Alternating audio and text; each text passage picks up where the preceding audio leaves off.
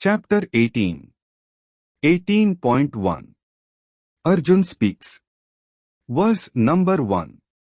Arjun spoke, O mighty armed, the killer of Kesi, I desire to understand the real difference between imperfect stoicism and stoicism, O Krishna.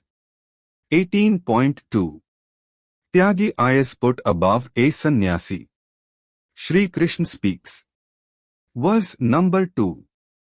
Shri Krishna spoke, the persons doing a non-fruitive action are called imperfect stoics, sannyasi. Those who give up all fruits of actions of their own volition are in the path of perfect stoicism, perfect stoic, tyagi, according to some learned ones. Comments. Brahm's alter ego Shri Krishna, the second self speaks. Shlok numbers 1 to 7 of chapter 18 may be read together. It may be recalled that in Shlok numbers 1 of chapter 5 Arjun had asked the question Sannyasam Karmana Krishna.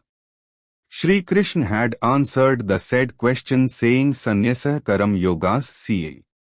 Therefore, Shri Krishna had rejected giving up of action, becoming a recluse, and had said that instead of giving up action one should not long for the fruits of the action. It is in the latter sense that the word sannyas and the like have been used in this sermon. Shlok number 1 of chapter 18 has to be understood in the same sense, i.e. fruitive non-fruitive. The question put by Arjun relates to persons who have not retreated to the jungles and become recluses. Therefore, he wants to know about the worldly person who may not be wanting a particular fruit. Such a person may still have expectation at the back of his consciousness. Such persons are referred to as imperfect stoics, sannyasis. They are on the path of stoicism. The other class of persons consciously give up all fruits that may result from the actions. Such persons have been referred to as perfect stoics. They have completed the path of stoicism. Thus, the basic difference between the two types is that of degree of expectation. However, it must be clarified that an imperfect stoic as also a perfect stoic has to have many other qualities. 18.3. Shri Krishna speaks. Verse number 3. Some thinkers are of the view that all actions should be avoided being tainted with blemish. Other thinkers are of the view that performance of sacrificial fire, havan, charity and austerity penance should not be abandoned. Comments. Brahm's alter ego Shri Krishna, the second self speaks. 18.4. Shri Krishna speaks. Verse number 4. Now, you hear from me what has been said about the perfect stoicism, tyag. O tiger amongst men, Arjun, stoicism, tyag, is said to be of three kinds types, O best of the Bharat dynasty family. Comments. Brahm's alter ego Shri Krishna, the second self speaks. 18.5. Stoic self-abnegator. Shri Krishna speaks. Verse number 5. Action relating to charity, austerity penance and performance of sacrificial fire, havan, may not be given up as these have purifying effects according to some knowledgeable ones. Comments. Brahm's alter ego Shri Krishna, the second self speaks. Shlok numbers 5 and 6 of chapter 18 may be read together. The action should also be non-fruitive, i.e. not for selfish ends. The word yajna has been given the meaning of the sacrificial fire, havan, in view of its context. The above view is of some thinkers. This view is not of Brahm's alter ego Shri Krishna. 18.6. Shri Krishna speaks. Verse number 6. These may be performed but without attachment and as a non-fruitive activity if part of one's duties. This is considered as the best view, O Parth. Comments. Brahm's alter ego Shri Krishna, the second self, speaks. Shlok numbers 1 to 6 of chapter 18 may be read together for common comments. We may clearly understand that what is stated in Shlok numbers 2 to 6 of chapter 18 are the views of others. Shri Krishna's views have been expressed repeatedly in earlier chapters. For example, Shlok numbers 26 of chapter 9, 48, 53 and 54 of chapter 11. An extract from comments given under Shlok number 26 of chapter 9 is reproduced below. The above clear principle declared really obviates resort to ceremonies, rituals, sacrificial fire, mantras, etc. It also obviates resort to penance, austerities, retreats to mountains, etc. It also provides an auto-bypass resulting in auto-elevation to merge with the Brahm through the eternal triad. Work is the only offering required by Ishwar Brahm. Work should be the worship. An extract from comments under Shlok number 28 of chapter 8 is reproduced below. This shlok reiterates the basic philosophy of the Bhagwat Gita of action by a man of correct action, Karma Yogi, and negates the so-called, claimed benefits of twisted study of Vedas, fruitive sacrificial fire, Havan, fruitive austerity and the fruitive charities, etc. 18.7. Duty failure sin. Trio examples. Shri Krishna speaks. Verse number 7. It is improper not to discharge one's duties or not to discharge the duties under any delusion attachment. Such an action will fall under the attribute of fruitive ignorance, tamas. It is so said. Comments. Shri Krishna speaks as the second self. In view of the question in Shlok number 1 of chapter 18, the above shlok by using the word sannyas indicates that escaping from the society and joining renounced order to become an ascetic in order to avoid discharge of duties has been disapproved by Shri Krishna. Therefore, becoming a beggar or a recluse or the like is no option for the humans, as the same tantamounts to a sin in relation to the society.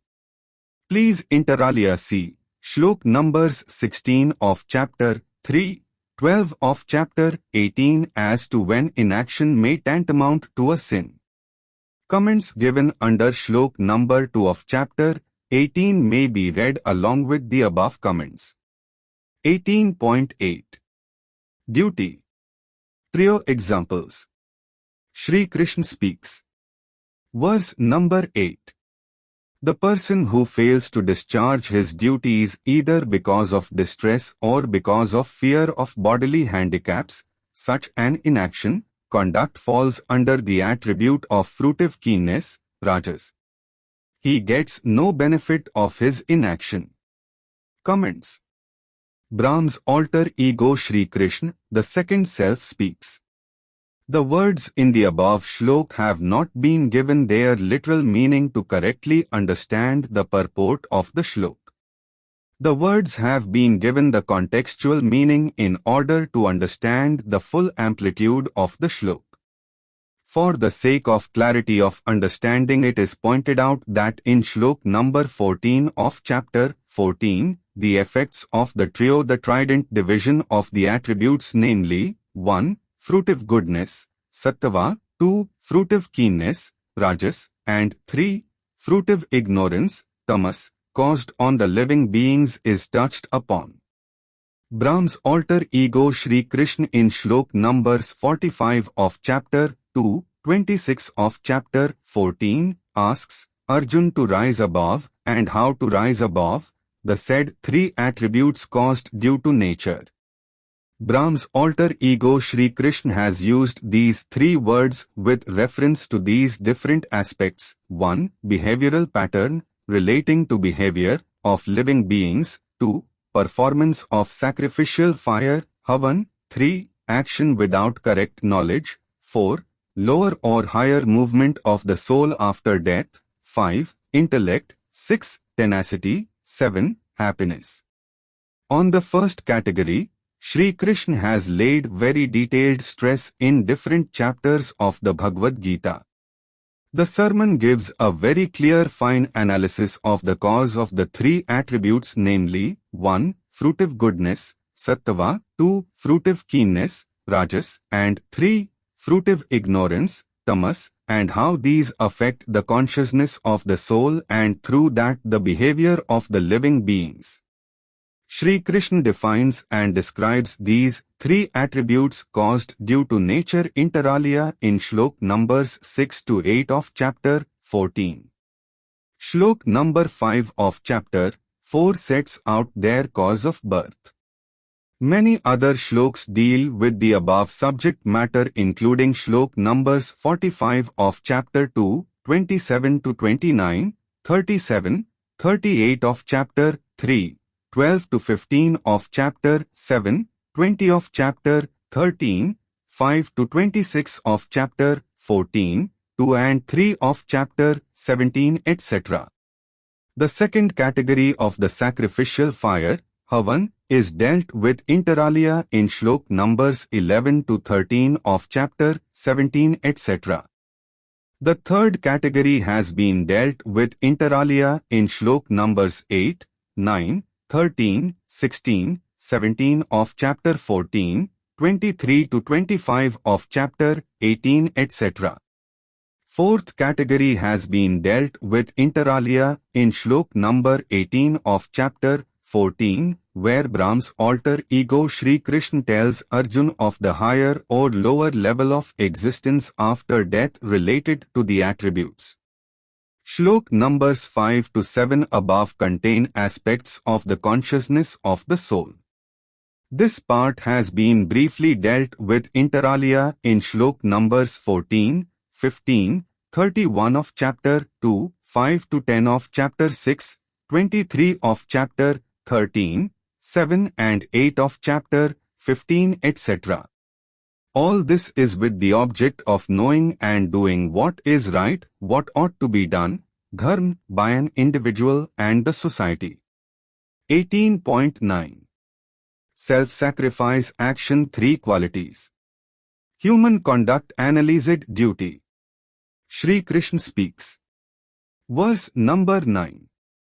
Discharge of one's duties, but without attachment to any fruit, and the action is accepted as a true self-sacrifice, will fall under the quality of goodness, sattvic.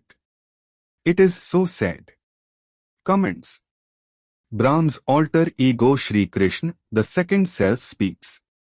For the reason of clear understanding of the words goodness, sattvic, keenness, rajasic, and ignorance, tamasic, as these have been dealt with by Brahma's alter ego Sri Krishna, please inter alia see Shlok numbers 13 to 46, 51 to 58, 68 to 72 of chapter 2, 19 and 20 of chapter 3, 22, 23, 39 to 41 of chapter 4, 22 to 27 of chapter 14.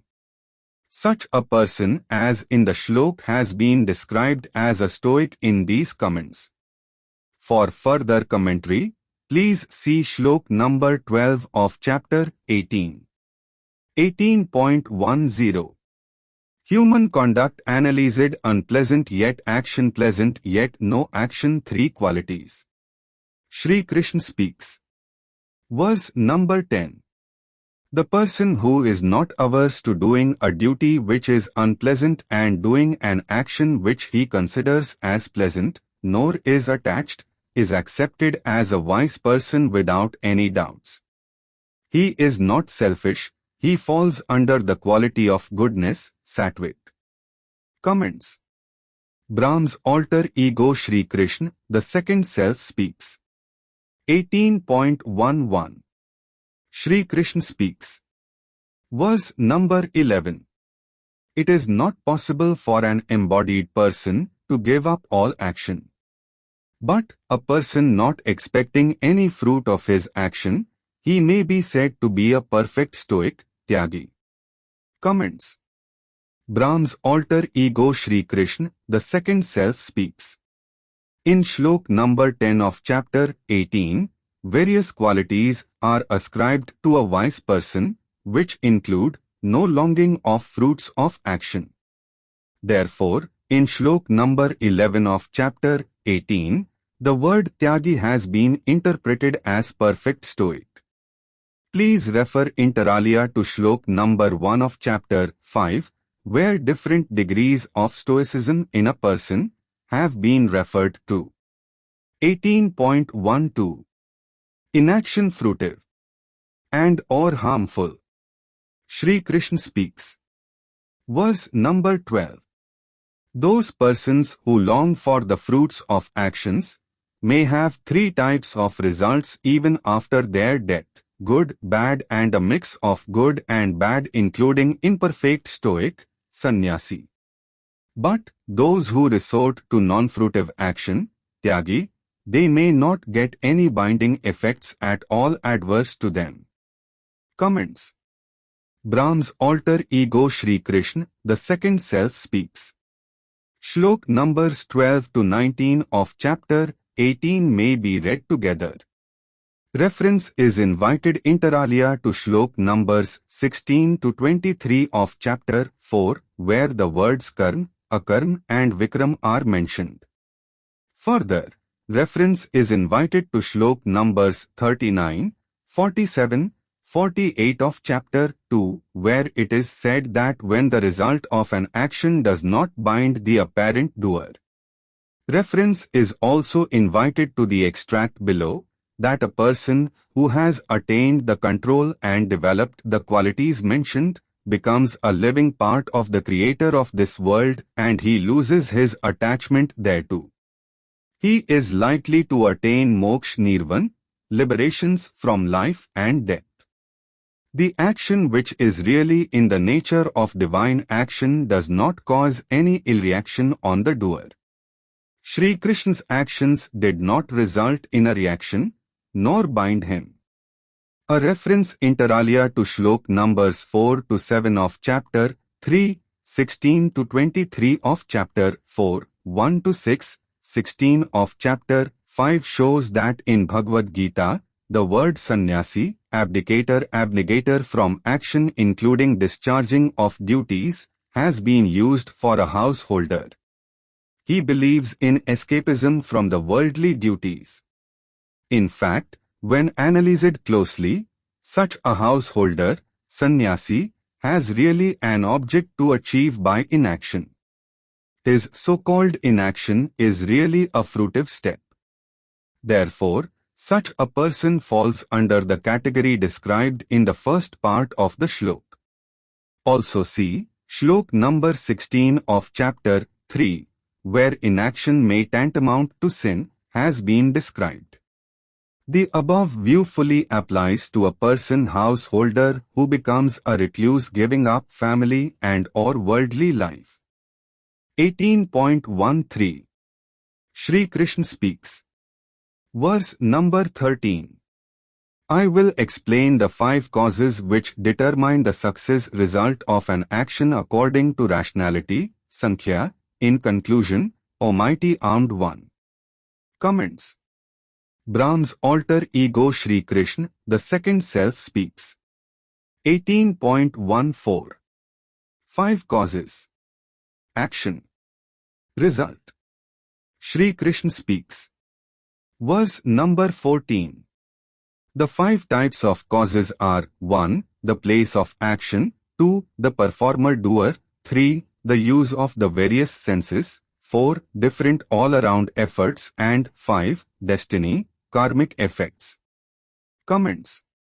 Brahm's alter ego Shri Krishna, the second self, speaks.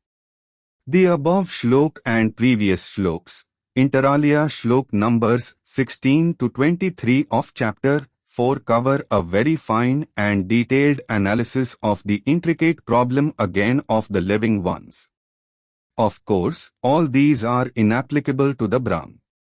Use of destiny, devam, above, refers to the qualitative effects of previous actions in actions.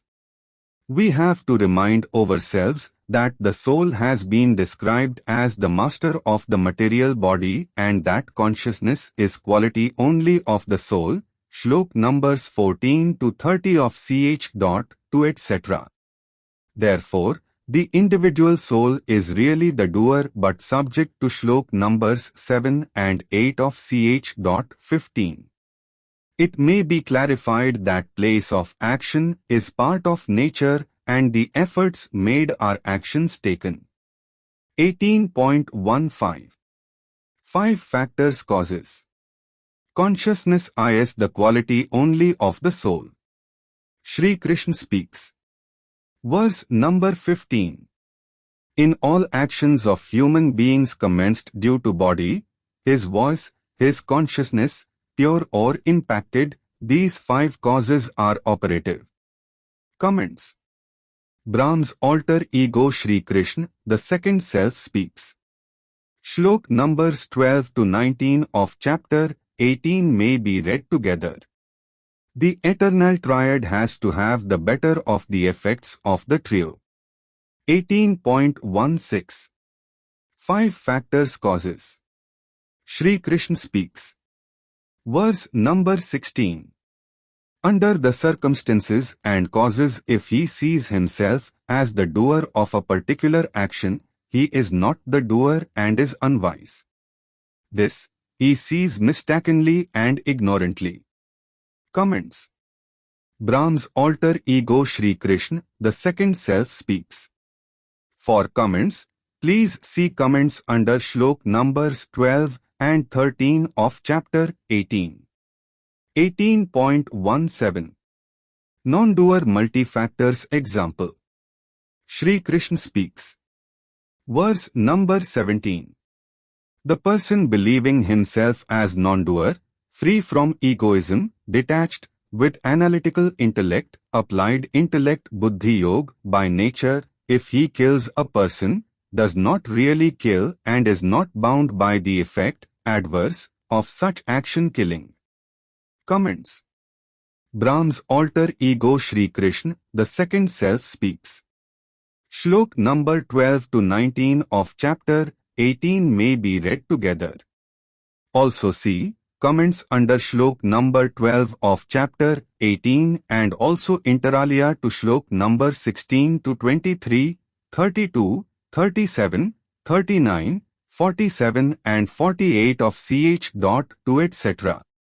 Comments are not being repeated to save repetition and space and time. This shlok clarifies and amplifies the concept of sin in a very gross condition in which a death has been caused. A person fulfilling the conditions laid down in the shlok may not be liable for the killing. It is obvious that the above said person will not resort to the action unless compelled. The civil society has accepted certain killings as not amounting to murder. 18.18 Quality of action factors senses.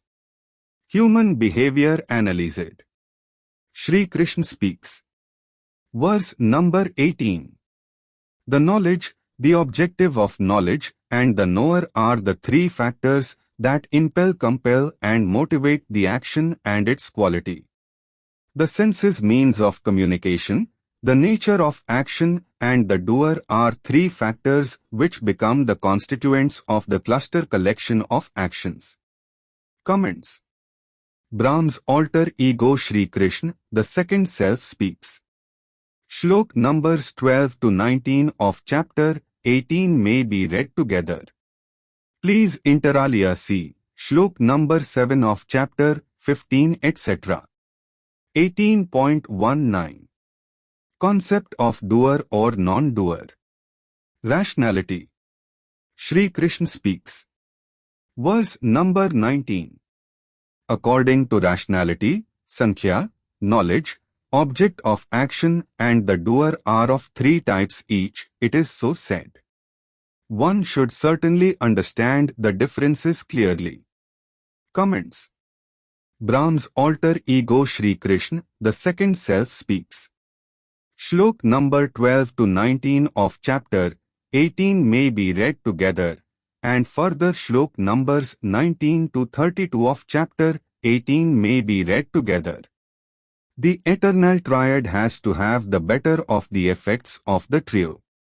18.20 Brahm presence divided undivided. Attributes of goodness examples. Shri Krishna speaks. Verse number 20. One who sees existence of common life giver, divided and the undivided and eternal in all living beings, has true genuine correct knowledge. You should understand this as attribute of goodness, Sattvic. Comments. Brahm's alter ego Shri Krishna, the second self, speaks.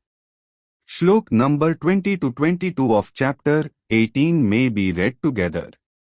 In the shloks, Brahm's alter ego Shri Krishna is using the words Sattvikam, Rajsam and Tamsam for the first time for indicating a certain type of knowledge, knowledge about the Brahm's pervasiveness.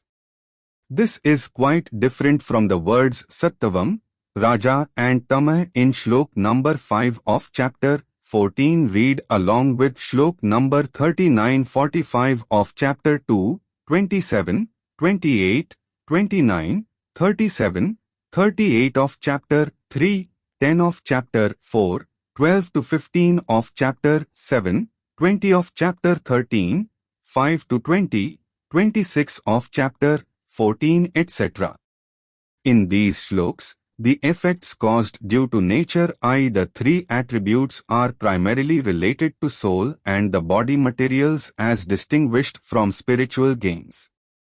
In Shlok numbers 20 to 22 of chapter 18, a different sense is conveyed as to how a certain knowledge is to be described.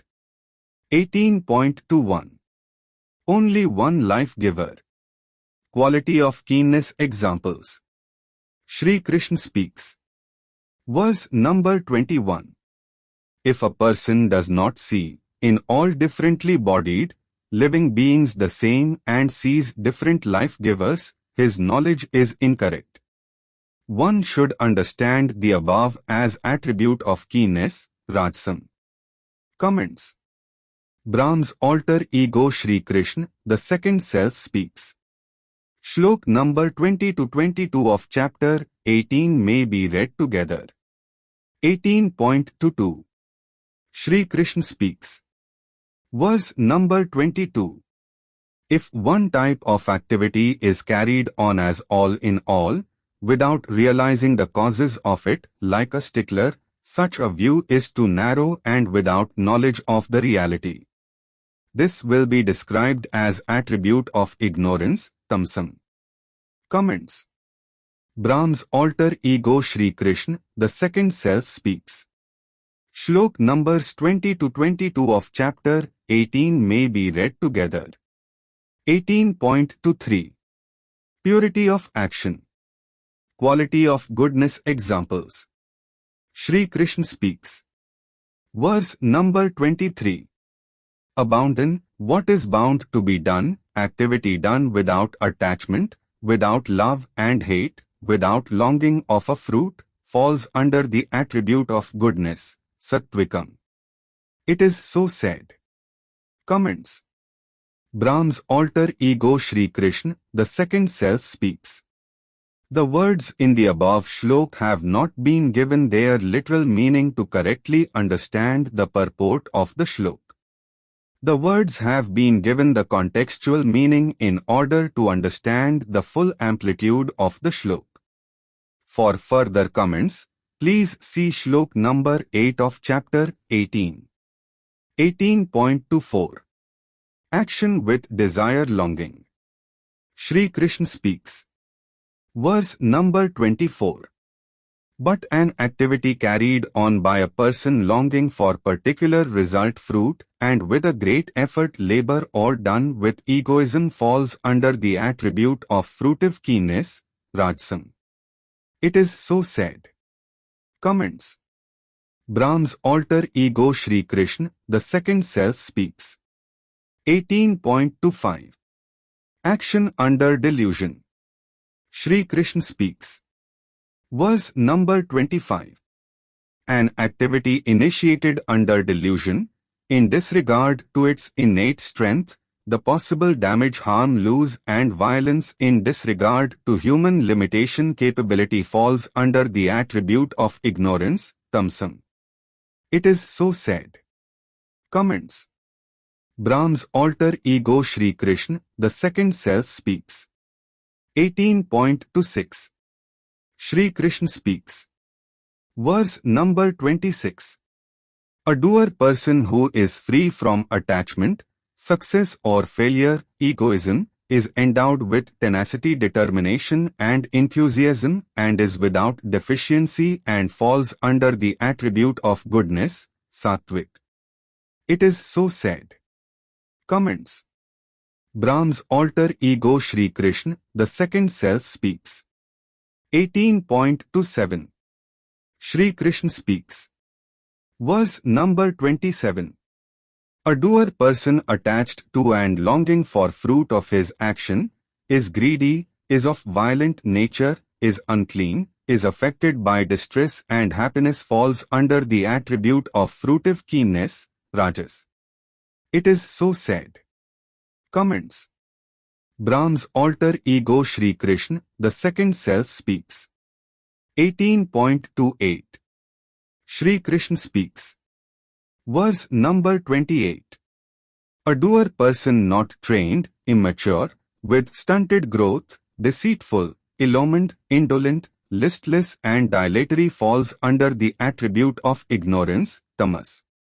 It is so said. Comments. Brahm's alter ego Shri Krishna, the second self speaks. 18.29 Consciousness is the quality only of the soul. The soul, the brain, science. Shri Krishna speaks. Verse number 29. I, Shri Krishna, will deal separately with the three aspects each of intellect and continued application according to their nature. Now you hear, O Dhananjay. Comments. Brahm's alter ego Shri Krishna, the second self speaks. Shlok numbers 29 to 32 and 37 of chapter 18 may be read together. What the above shlok conveys is the quality of the decisions after correct analysis including rationality, sankhya. See below. 1. Shri Krishna has repeatedly said that the soul is the master of the body. Please inter alia see shlok number 30 of chapter 2. On one side, the soul is a fragment of the Ishwar. Please inter alia see shlok numbers 27, 37 of chapter 3. On the other side, the soul is the master of the material body. 2. We are also told clearly inter alia in shlok number 14 of chapter 2 that it is the soul which is the sufferer and the enjoyer according to the effects caused on the soul. We have also been told inter alia in shlok numbers 7 and 8 of chapter 15 that it is the soul to which the senses convey their messages etc. The individual soul in shlok number 8 of chapter 15 has been called the Ishwar. Intellect defined, applied intellect described, process of decision described. 3. Shlok number 37 of chapter 18 also clearly indicates the process of reactions between the consciousness of the soul and the brain intellect. 4. What is conveyed to us unmistakably and clearly is that it is the soul which alone has consciousness to take final decisions with the help, if required, of one or more organs, senses, parts. 5. The word intellect occurs in a number of shloks starting from shlok number 39 of chapter 2. It is in shlok number 29 of chapter 18 that qualitative analysis of intellect, buddhi, has been referred to. This necessarily implies that the quality of the intellect and or a decision is dependent on the consciousness of the soul. 6. Therefore, It is the consciousness of the soul which impels, guides and sometimes compels the body parts to discharge certain functions in a certain way. As already noticed inter alia in shlok numbers 7 and 8 of chapter 15, the consciousness of the soul becomes partly impacted by different factors. 7. The role of the intellect is wholly controlled by the consciousness of the soul in conjunction with the brain. For the sake of clearer understanding, the consciousness of the soul has been called the impacted consciousness and pure consciousness under shlok numbers 7 and 8 of chapter 15. 8. From the above, one may clearly know and understand that intellect is the name of an ability of the soul. The pulsation commences in the consciousness of the soul and reacts with the brain, which is the storehouse of information. The actual exercise involving to and fro movement of the information and its analysis by the soul has been described as applied intellect, buddhi yoga, including rationality, sankhya. The different effects of the aforesaid exercise by and between the consciousness of the soul and the brain are described in the subsequent shloks. Consciousness of the soul with the help of information, Gyan analyzes the same rationally, buddhi yoga, including sankhya, or otherwise, may result in a command from the soul to different parts of the body including the mouth, hands etc. to act in a certain way or not to act. In the above shlok, what is told to us is that three aspects of intellect as defined and described above are set out in the subsequent shloks. 9. It may be remembered that the connection between consciousness of the soul and the senses has been described inter alia in shlok numbers 7 and 8 of chapter 15. In the above shlok, connection between the consciousness of the soul and its impact on the brain is touched upon. Of the eternal triad, Avyayam Yogam, the first two processual parts namely 1. Collection of correct information knowledge, Jnana Yoga, and 2. Correct and rational analysis, Buddhi Yoga including Sankhya, for proper conclusion, as also the third processual part i.e. preparation and taking of correct action, Karma Yoga, are touched upon. The eternal triad has to have the better of the effects of the trio.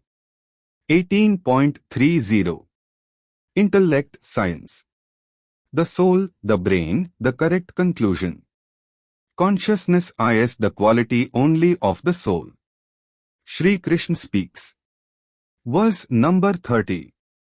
The intellect, an aspect of the consciousness of the soul, by which a person understands progression or regression, work that ought to be done or ought not to be done, fear and fearlessness and obstructions to salvation moksha, falls under the attribute of goodness, Sattviki, O Parth. Comments. Brahm's alter ego Shri Krishna, the second self speaks. Shlok numbers 29 to 32 of chapter 18 may be read together. The above shlok clarifies the role of intellect in the life of a living being.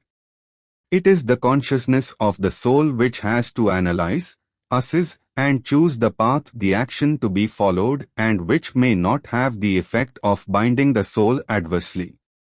The shlok also highlights the link between the intellect, brain, the soul and the salvation, merger with the Brahm. It is worth repetition that it is the consciousness of the soul which enlivens every faculty of the material body. It is the consciousness of the soul which reacts with the brain.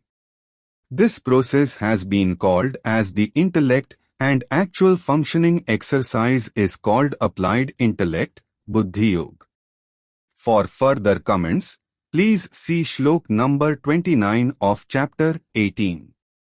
The above shlok may be read inter alia along with shlok numbers 39, 45, 47, 48, 50 of chapter 2, 1 of chapter 4, 7 of chapter 15.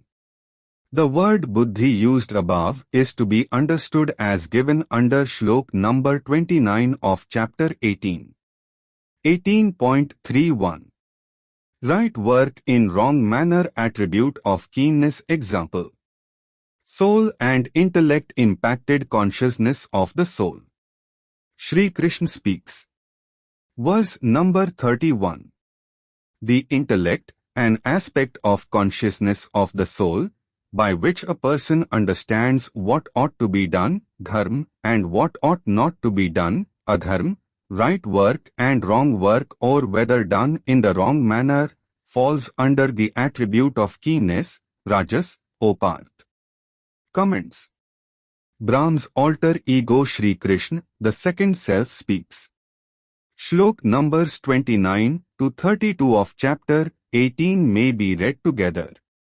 The above shlok describes that a particular action may not be wrong but the manner of its being done may be faulty.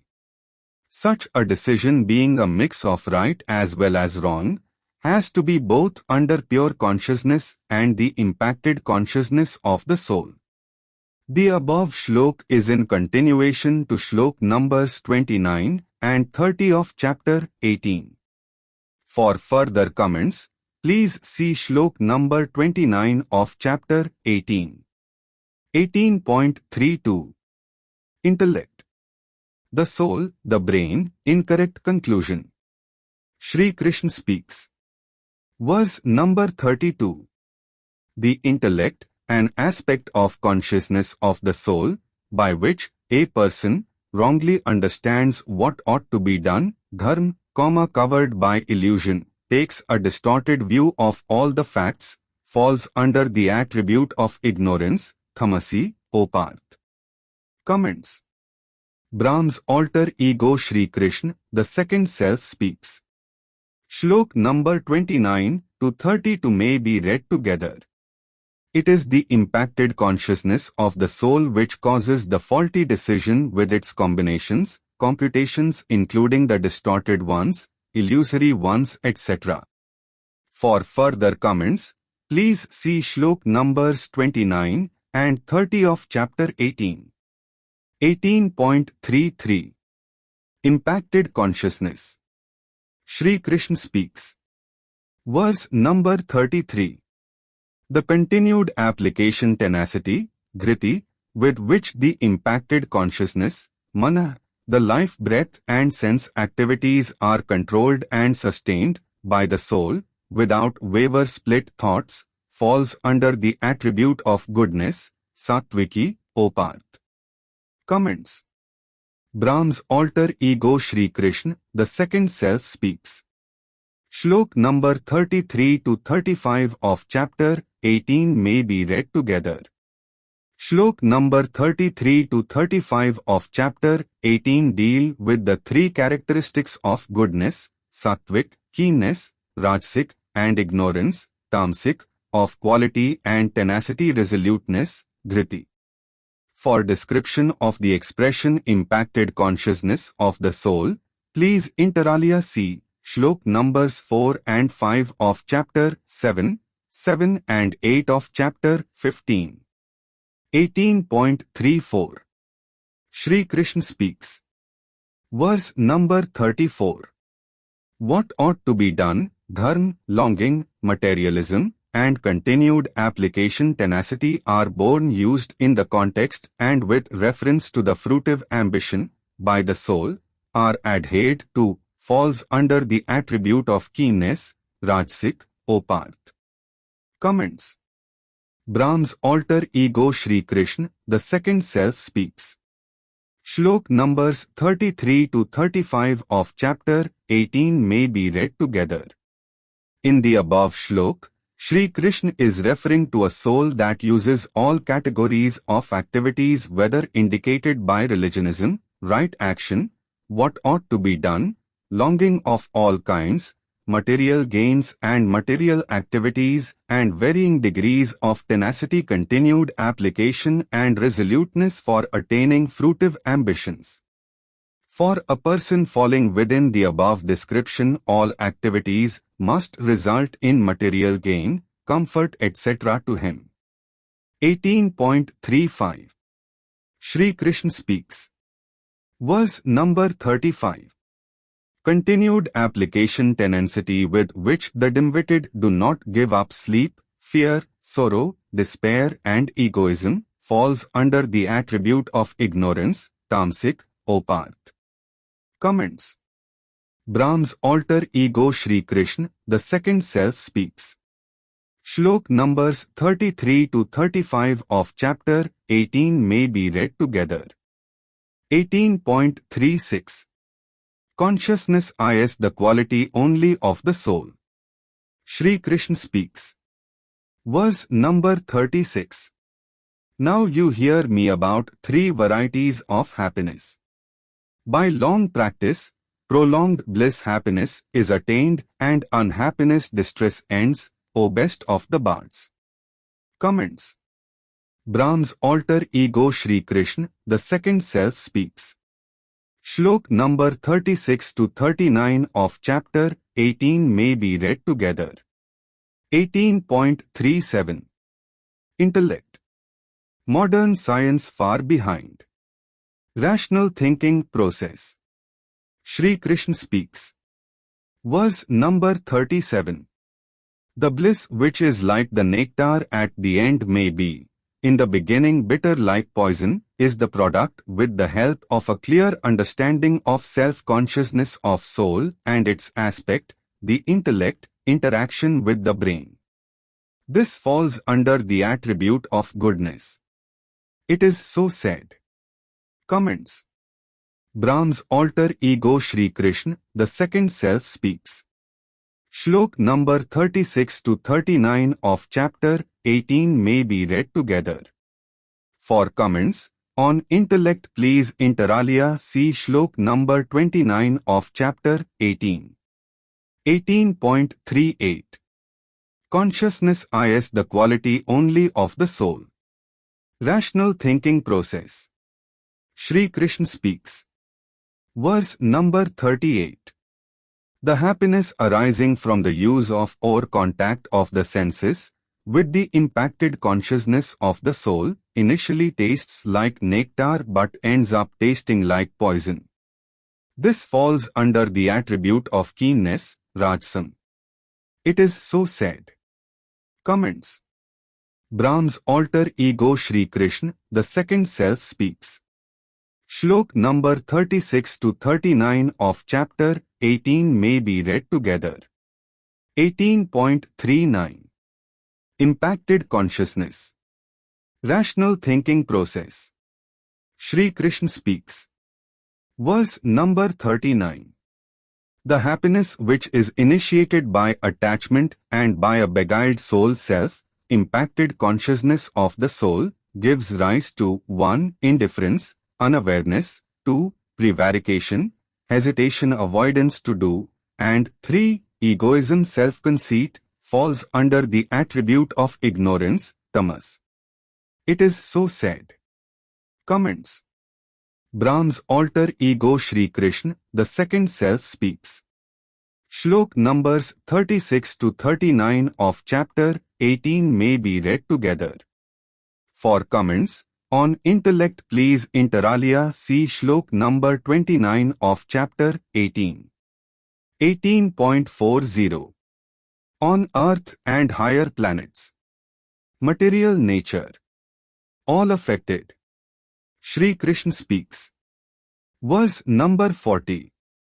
On this earth as also on the higher planets of the deified ones, deities, there is no one existing who is free from or not affected by the three attributes caused due to material nature.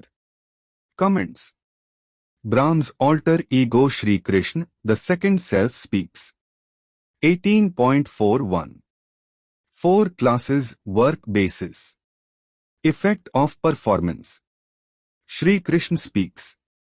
Verse number 41. The persons in the 4 categories classes namely 1. Learned persons, Brahman, 2. Warrior class, Kshatri, 3. Trading class, Vaishya, and 4. Service class, Shudra, respectively, are innately affected and guided by the three attributes caused due to nature: fruitive goodness sattva, fruitive keenness rajas, and fruitive ignorance tamas. That is determinative of the work that they do, by being in one or the other class category. Comments. Brahm's alter ego Shri Krishna, the second self, speaks. Shlok numbers 41 to 57 of chapter 18 may be read together along with Shlok number 13 of chapter 4. These deal with a person who is trying to do his work with perfection. If he becomes a perfect stoic while doing his work, he may be in tune with the Brahm intellectually while being alive and actually merge with the Brahm after death. A close reading of Shlok numbers 41 to 57 of chapter 18 and Shlok number 13 of chapter 4 indicates the difference in the shloks. Shlok number 13 of chapter 4 refers to four classes categories of work in the society, very broadly speaking. The said Shlok numbers 41 to 44 of chapter 18 further indicate and connect the class of work to the innate or acquired qualities required for that class of work for a homogeneous and smooth discharge carrying on of that work. The said innate qualities are affected by one or more of the three attributes caused due to nature in the living beings. The history of the times of Brahm's alter ego Shri Krishna offers clear proof that there was no caste system strangleholding the then society. Portability from one class category to another was quite prevalent. Only by way of illustration it is pointed out that Karna was declared as the king, Guru Dronacharya and Guru Kripacharya both took up arms in the battle at Kurukshetra. Further, Brahm's alter ego Shri Krishna was held out to have been born and brought up as a cowboy. But he fought many battles and was ultimately inter alia called Dwarkaish Dwarkanath, but not the king of Dwarka. He was like the CEO of the modern corporation. The language and the contents of Shlok numbers 13 of chapter 4, 41 to 44 of chapter 18 show without a doubt by detailing the human qualities and nature of the work that determined the class, and not the birth in any particular class category. It is obvious that the caste system took its roots and also its rigidity after the life period of Brahm's alter ego Shri Krishna. It may also be kept in view that Karna was declared as the king of the state called Ang. This also shows that anyone belonging to any caste category could become a king. This feature is a contradiction of a caste system. In epic of Mahabharata itself, more examples of a work-based division and not a division by birth can be found. It is also relevant that Sri Parshuram became a warrior when the need arose. Reference may also be made to Shlok numbers 40, 42 of chapter 1, 13 of chapter 4. The above Shlok once again clarifies that there was no caste system. There was only a division of work, and whoever performed that work will be known by the category class according to the work. 18.42 Shri Krishna speaks. Verse number 42. Quiet nature, self-control, austerity, purity, tolerance, simplicity, knowledge and scientific knowledge, sincerity as Brahm's work, following the teachings, conduct etc. of the Brahm and his alter ego Shri Krishna have to be the natural qualities in a learned person. Comments. Brahm's alter ego Shri Krishna, the second self, speaks. Shlok numbers 41 to 57 of chapter 18 may be read together. It may be clarified that the qualities of one class category are not to be like watertight compartments. Each member of the society ought to have the presence of all the qualities of all the classes categories so that in the hour of need, the normal duties could be switched. What these shlokas indicate is predominance of qualities in one class or the other class. All members of a society should follow the Brahm's teachings etc. and as reiterated by his alter ego Sri Krishna. But the first category has higher responsibilities. 18.43 Sri Krishna speaks. Verse number 43. Valor, luster, tenacity, expertness, not a run away from battlefield, charitableness, belief, faith in Brahm Ishwar, follow the teachings etc. of Brahm and his alter ego Sri Krishna, and to fight, work, have to be the natural qualities in a fighter-warrior. Comments. Brahm's alter ego Sri Krishna, the second self speaks. Shlok numbers 41 to 57 of chapter 18 may be read together.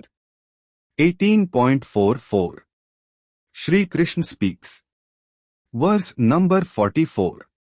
Agriculture, cow protection and trade are activities to be as if innate natural qualities of a man of commerce, Vaishya.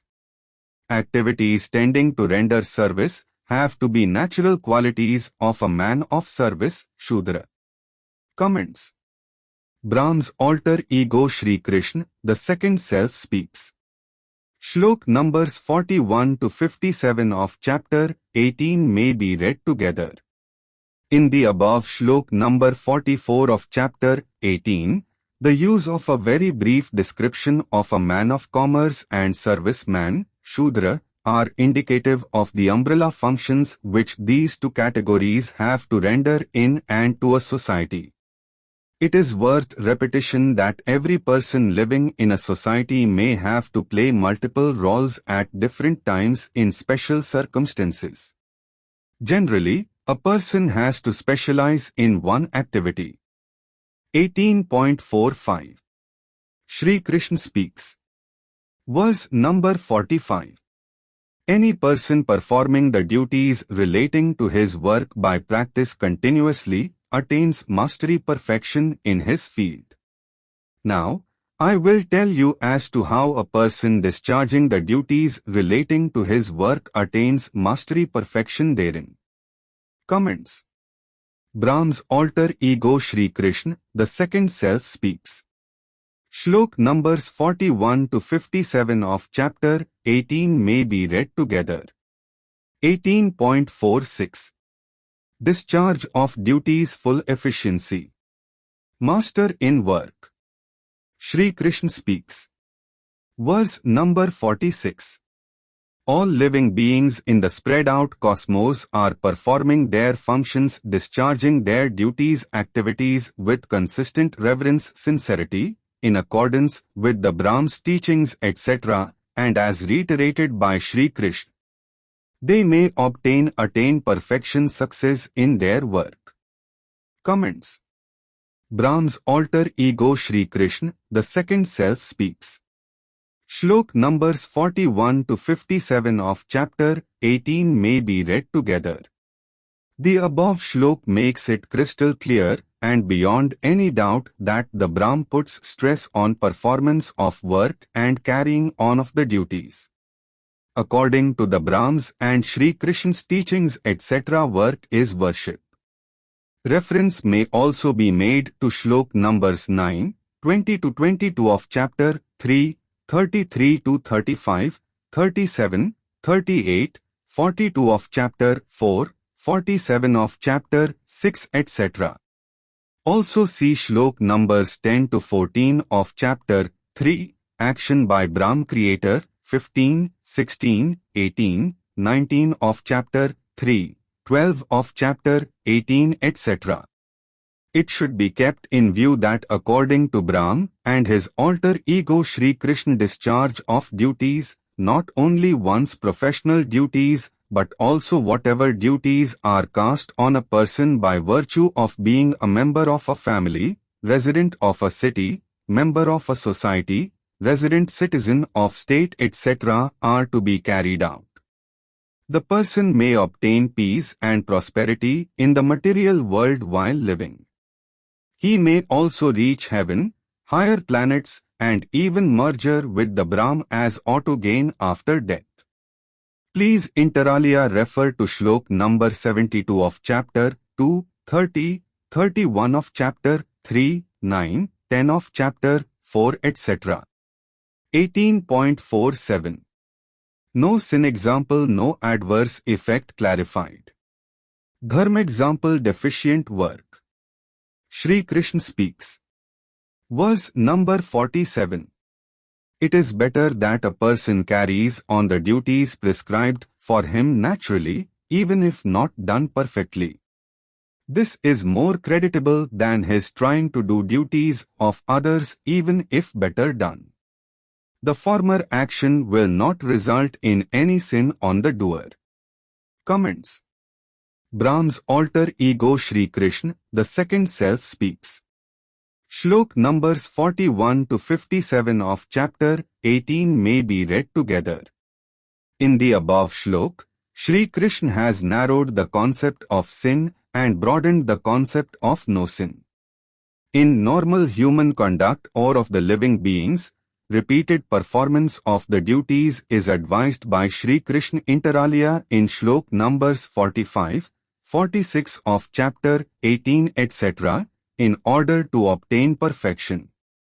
However, sometimes in spite of all the care and caution and unintentionally, some deficiency may occur.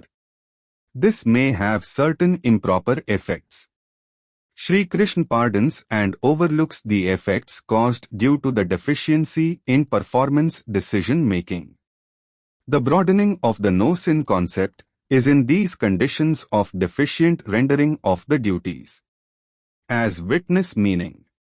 The idiom to err is human should be understood in the above context as the same is based on the above principle. This is the only shlok which has declared the above position of deficiency in duty as no sin.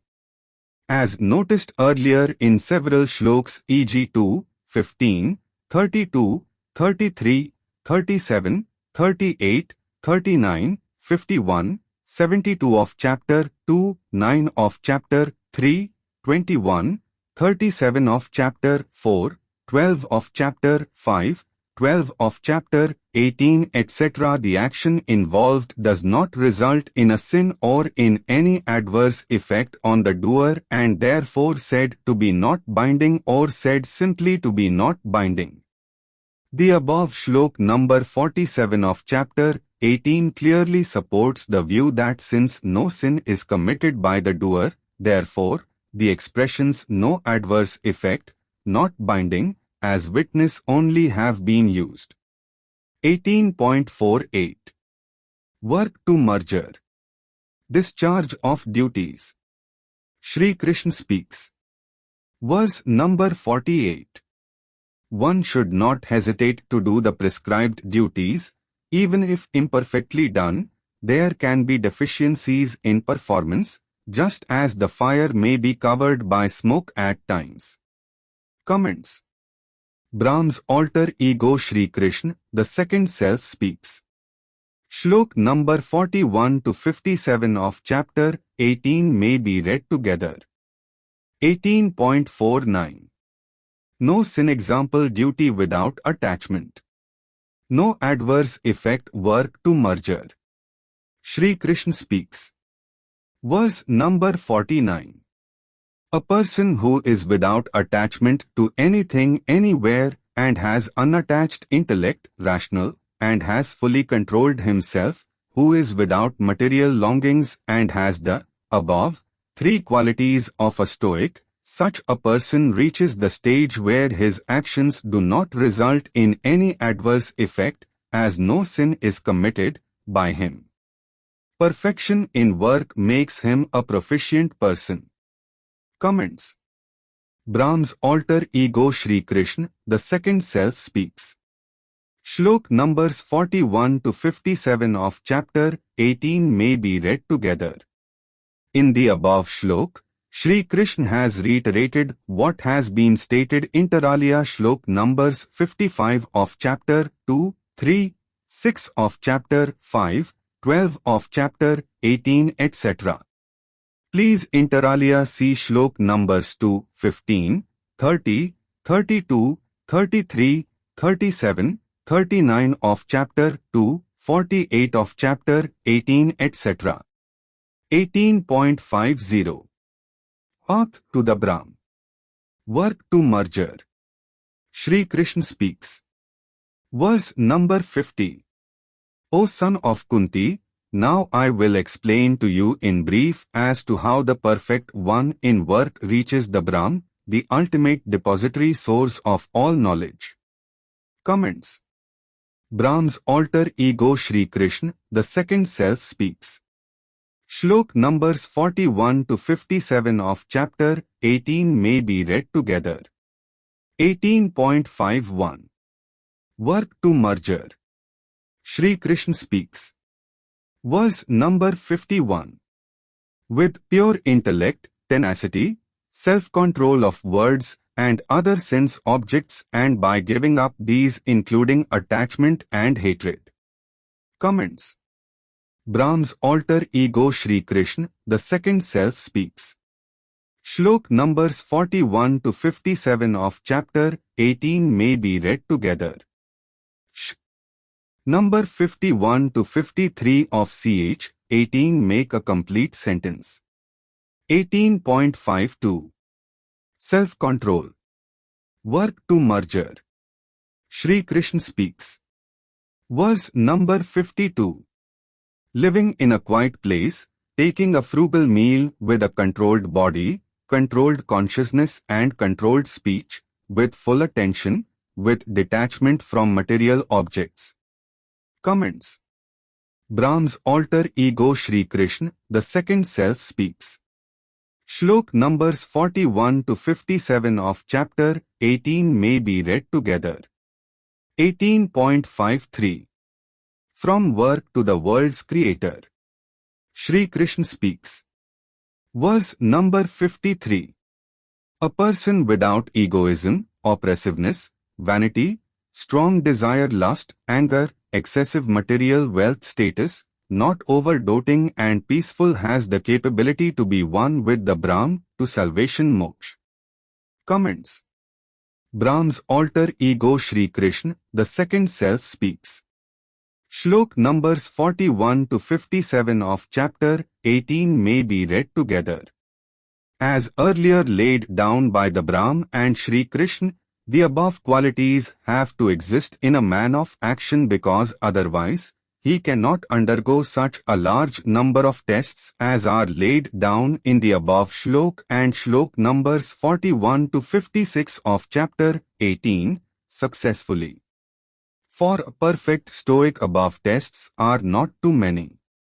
All these qualities must exist in the worldly man of correct action. Reference may also be made inter alia to shlok numbers 56, 71, 72 of chapter 2, 9, 30 to 33 of chapter 3, 9, 10, 24, 31, 32 of chapter 4, 3, 19, 20, 23 to 28 of chapter 5, 28 of chapter 6, 18, 19 of chapter 7, 5 to 8, 28 of chapter 8, 28, 33, 34 of chapter 9, 3, 10 of chapter 10, 54 of chapter 11, 4, 7, 8, 10 of chapter 12 etc. All these shloks deal with the ultimate salvation moksha merger in some varying and in some common situations and aspects. 18.54 Teachings etc. Nearness to the Brahm. Ishwar speaks.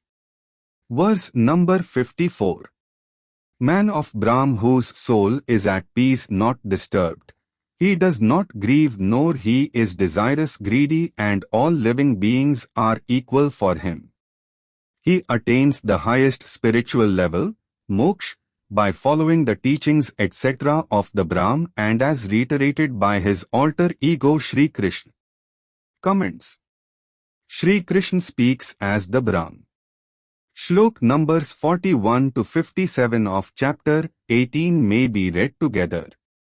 This shlok may also be read inter alia along with shlok numbers 41 to 57 of chapter 18, 72 of chapter 2, 19, 20, 23, 24, 26, 28 of chapter 5, 5 of chapter 6 etc. as these also deal with nearness to the Brahm Ishwar while living.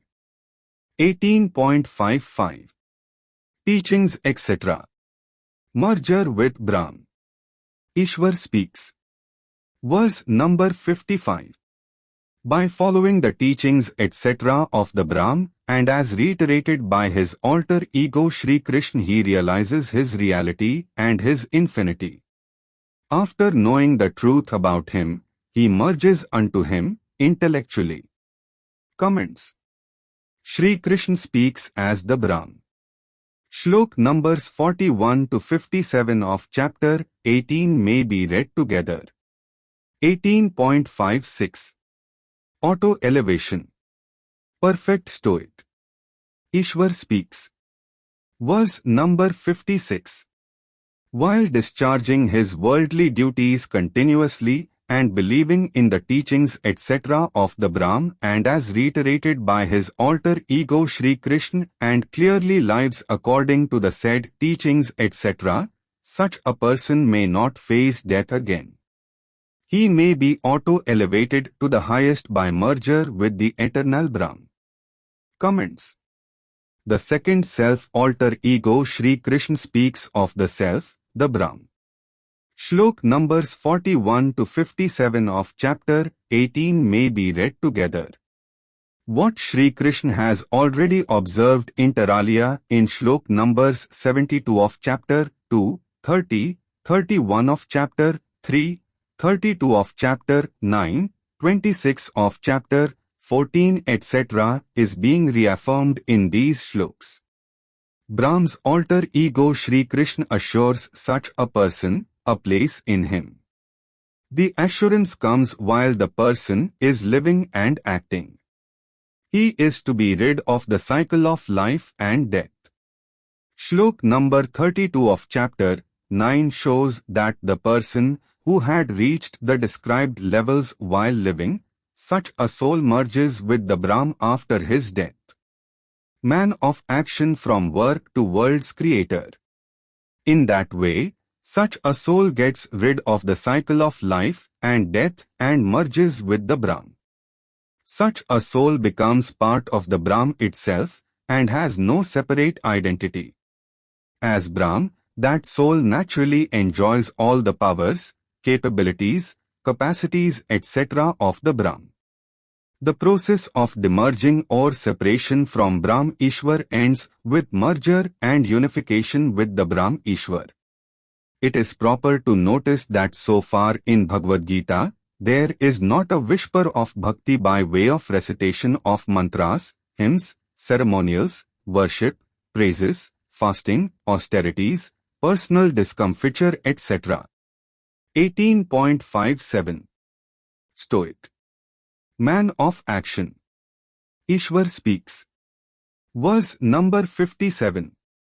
One should discharge worldly duties actions consciously with the help of applied intellect including rationality always, regularly, following the teachings etc. of the Brahm and as reiterated by his alter ego Shri Krishna. He should not give up the said duties. Comments.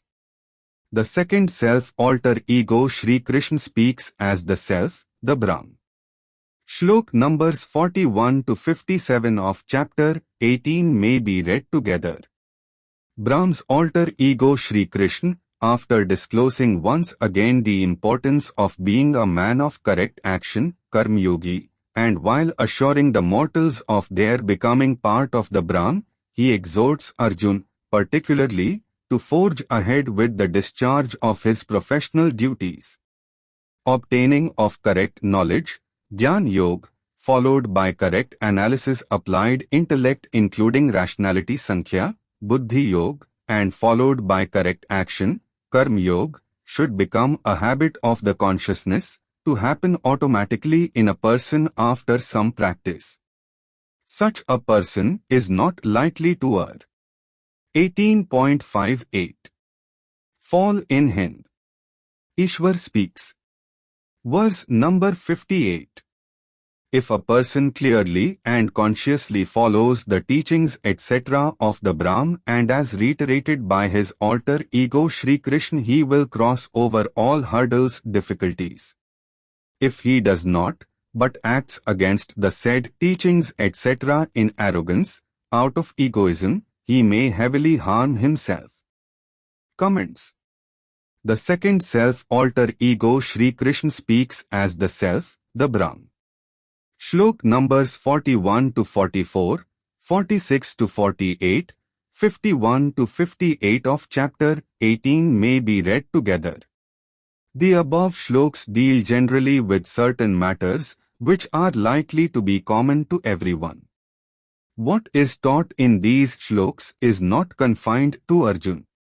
History tells us that the weakening of the ancient India followed the comparative receding into the background of the teachings etc. of Brahm and Sri Krishna. Please inter alia see Shlok number 1 and 2 of chapter 4. The rise of selfish materialism, casteism, illiteracy etc. led ancient India to disintegrate into weaker and smaller states. The medieval history shows repeated attacks by foreigners on India. Ultimately, those persons came to power because the selfish materialists and selfish escapists Indians had given a go-by to the teachings etc. of the Brahm and as reiterated by Sri Krishna repeated and laid down in the Bhagwat Gita. 18.59 Fight. The soldier to defeat defeatism. Sri Krishna speaks. Verse number 59. If under the influence of your ego you refuse to fight, this will be your delusion only. Your nature as warrior will compel you to discharge your duties. Comments. Brahm's alter ego Sri Krishna, the second self, speaks. In the above shlok, Sri Krishna indicates to Arjun that he, under the attribute of ignorance, tamas, caused due to nature in him, will still have to fight under the greater influence of the wishes, desires, inclinations etc. of others who wanted war under their respective attributes of ignorance, tamas, caused due to nature in them. In the above shlok, Sri Krishna also uses the word nature as a compendious for the attributes of ignorance, tamas, of others. Obviously, if the battle takes place and continues in the absence of Arjun, then the result of a war to which Arjun has made mention of in chapter 1 of this sermon would still take place. In the event of the battle going on, Arjun will be drawn into it because how he will be able to tolerate the death of any of his brothers and of the sons, relations etc. himself being a warrior. 18.60 Sri Krishna speaks. Verse number 60. O son of Kunti, under the influence of delusion you do not want to take the action. But under your own nature you will be drawn into doing that involuntarily. Comments. Brahm's alter ego Sri Krishna, the second self, speaks. 18.61 Ishwar speaks.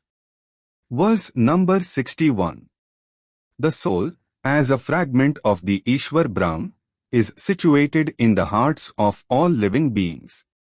The soul may be fettered, controlled by delusions.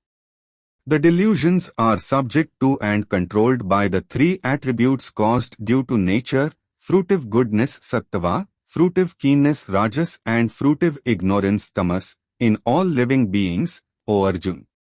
Comments. Brahm's alter ego Sri Krishna speaks as the self, the Brahm. Ishwar Brahm cannot and does not enjoy discomfort to the living beings. He is not a sadist. Please see Numbers 50, 72 of ch 2, 56, 62 of ch 18 etc. Merger with Brahm, 10 of ch 3. Brahm blesses living beings, 6 of ch 17. Brahm tormented. Impacted consciousness of soul causes delusions, illusions, resulting in adverse actions, discomfort and different lives. But justice to all must be done according to their conduct's actions. In the above shlok, Sri Krishna clarifies that the effects, fruitive goodness sattva, fruitive keenness rajas and fruitive ignorance tamas, are caused due to nature on all living beings. Reference may kindly be made to Numbers 12 to 15, 24, 25 of ch 7, 20 of ch 10 etc. Ishwar Brahm does not misguide any soul living being. Soul in heart. Specific reference is required to shlok number 7 of chapter 15, where the expressions impacted senses and impacted consciousness have been described and detailed. Once again in the above shlok number 61 of chapter 18, the expression Ishwar has been used to describe that the individual soul is a fragment of the Brahm. Nature has also been created by the Brahm. The effects caused due to nature, fruitive goodness sattva, fruitive keenness rajas and fruitive ignorance tamas, continue to impact the consciousness of the soul through the impacted senses. The bad impacts caused on the consciousness of the soul have been described as impacted consciousness of the soul. The impacted consciousness of the soul causes delusions and has to be cleansed of the blemishes, adverse impacts, including the bad karmic effects. The pure part of the consciousness of the soul should have the better of the impacted consciousness of the soul. This is what Brahm's alter ego Sri Krishna wants the living beings to achieve. Nature, including all that is outside the material body, is Brahm's creation. Individual soul is the very fragment of the Brahm's soul. The use of the word Ishwar is to signify and convey that the individual soul can rise to any heights, higher levels, and even merge with the Brahm. In the sermon of Bhagwat Gita, a very great stress has been laid on the equality of souls throughout. Towards the end of the sermon, a very bold, clear and final declaration has been made that Ishwar Brahm lives in all living beings. This means that the living beings in the categories of flora and fauna are also blessed with the presence of the Ishwar in them. Human souls should keep away from all delusions causing wrong thinking. What necessarily follows from the clear declaration may be set out for convenience as under 1. Ishwar is not subject to satrajtam or their effects like illusions, delusions. 2. To Ishwar Brahm, all souls are equal. The difference between one soul and another soul is strictly only because of the actions etc. causing the karmic effects and the nature causing the impacts through the trio, i.e. fruitive goodness, sattva, fruitive keenness, rajas, and fruitive ignorance, tamas, on the souls. 3. All souls are intrinsically pure as fragments of Ishwar Brahm. Guru Gobind Singh. 4. Violence in any form or degree should be avoided on any living being including the flora and fauna. 5. But peace has not to be at the cost of principles. Peace at the cost of what is right, dharma, is not acceptable. Peace at the cost of what ought to be done, correct action dharma, is not acceptable. 6. Thus, Sri Krishna has once again warned us that use of the eternal triad, Avyayam Yogam, see shlok number 1 of chapter 4, should be resorted to in life throughout. This will ensure real peace and prosperity in the society. This applies equally to individuals, the society and all its institutions etc. 7. It is obvious that Sri Krishna was not a warmonger. Very broadly speaking, the maxim, avoid if you can, violence, kill if you must seems to be alright as a working guide. Please refer inter alia to Shlok numbers 6, 7, 8 of chapter 4. 8. History of the world shows that individuals including kings and even governments became autocratic, unfair, tyrannical etc. on others. Such conditions, if not timely rectified, lead to taking up of the arms against such rulers, individuals etc. Respectful mention may be made to Guru Gobind Singh.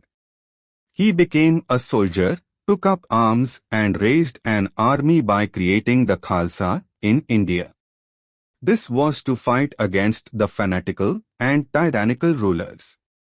Such wars are for justice and for what is right and what ought to be done, dharm. Please inter alia refer to comments under Shlok number 14 of chapter 1. Note: the above translation has been rendered in view of the context and Shlok numbers 7 and 8 of chapter 15 as also the meanings given by the dictionaries. For example, the illustration of Indrityarudha means brought under the cognizance of the senses at page number 226, a Sanskrit English Dictionary, Volume 1, edition, 2008, edited and revised by Pandit Ishwar Chandra, Parimal Publication, Delhi.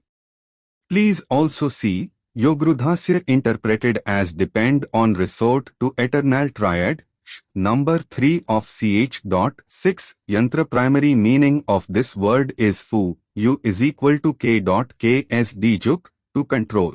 Sanskrit Hindi Dictionary, page 891 by V.S. Apte, Kamal Parkasan, Daryaganj, Delhi. 18.62. It is easy not to work. It is easy to sing praises, to light lamps, candles and fires etc. Ishwar speaks. Verse number 62. One should follow the teachings etc. of the Brahm Ishwar, and as reiterated by Sri Krishna, with full sincerity in all respects. As a result of following the teachings etc. of the Brahm, one will be auto-elevated and attain the highest eternal place of peace, O Bharat. Comments. The second self-alter ego Sri Krishna speaks as the self, the Brahm. In the above shlok, reference may be made inter alia to shlok numbers 31, 32, 61, 64 to 66, 71, 72 of chapter 2, 10, 13 of chapter 3, 4, 10, 11 of chapter 4, 21 of chapter 5, 14 of chapter 6, 1, 14, 20 of chapter 7, 7, 8 of chapter 8, 13, 14, 22 of chapter 9, 7 to 10 of chapter 10 etc. The language of the above shlok clearly indicates that if a certain course is followed in life, such a person is lifted to the highest place automatically without aiming at that goal, but after death. This shlok is not referring to merger with the Brahm Ishwar, as that stage is not a place. It is easy to be selfish, and to be disunited. It is easy to be overrun and ruled by outsiders or to gains.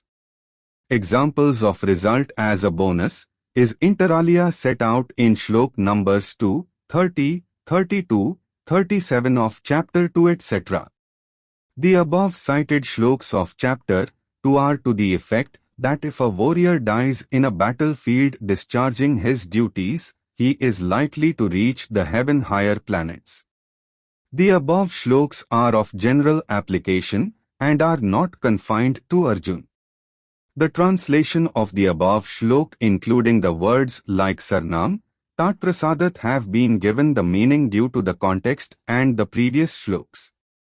The word Sarnam refers to the seeking of help or support of the teachings etc. of the Brahm and of Sri Krishna to be able to choose the path to be followed.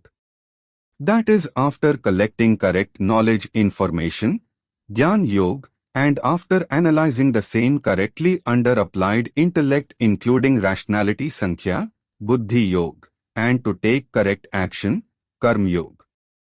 This will necessarily include that one's action will not be out of selfish interest but will be in the best interest of the society. Such action will lead to correct discharge of one's duties. The correct action will also lead to the Brahm as an auto-elevation. The above holds good for auto-material gains while discharging one's duties correctly.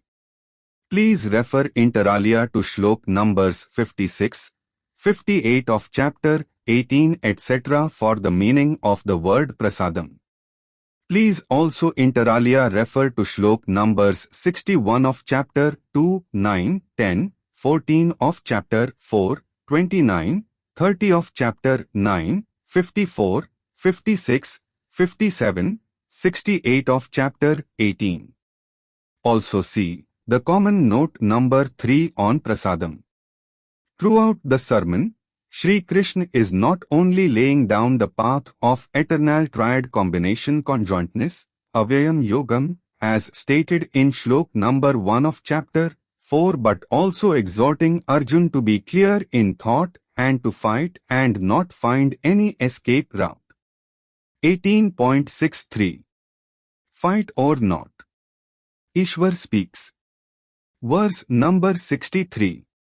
In this manner, Brahm has explained to you the most esoteric, less known, of the esoteric, less known, knowledge information in detail. After pondering over the entire subject matter, you may decide upon the course of action, whether he wanted to fight or not to fight. Comments. Sri Krishna speaks as the Brahm. Shlok numbers 63 and 64 of chapter 18 may be read together.